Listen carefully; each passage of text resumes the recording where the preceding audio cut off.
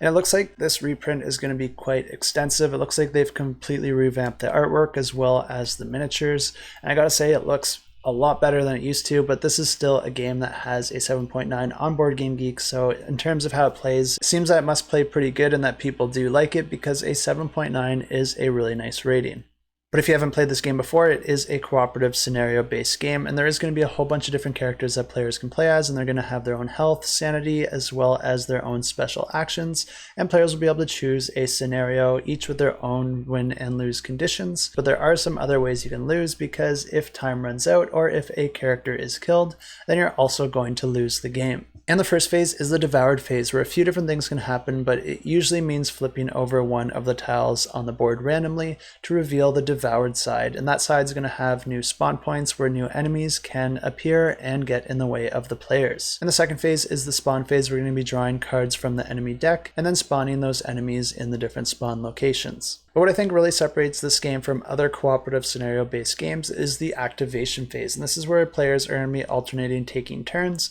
but not only are they taking turns between each other, but also between the enemies, because you're actually going to be alternating between a player character as well as an enemy before it gets to that next player. This is really neat because unlike most games in this genre, players usually have all the time in the world to decide and do whatever actions they want, where the enemies are kind of frozen in time, where in this game the enemies are actually going to be continually moving throughout the player's turns. The players will be able to perform different actions like moving, searching for items, attacking enemies, resting to heal their sanity and health, trading with other players, or performing special actions depending on the character or scenario. When it gets to an enemy, each enemy card is going to have some sort of text that will outline the way that they behave on their turn, and then players will just have to follow that text. And combat in this game is done through dice rolling, where you're going to be rolling a number of dice anytime that you attack. You're going to be trying to roll values higher than a certain number in order to indicate a hit on an enemy, and that number can vary from enemy to enemy, but some enemies may also shrug off a certain number of hits before one goes through, so you might have to get a certain number of hits before you can even land one at all. But damage is persisted in this game, so if you do damage on your turn, that will be persisted onto the next player's turn. And I do have the project draft page up already, so if you do want to check out more info on the game or check out the prices, you can find that in the description below.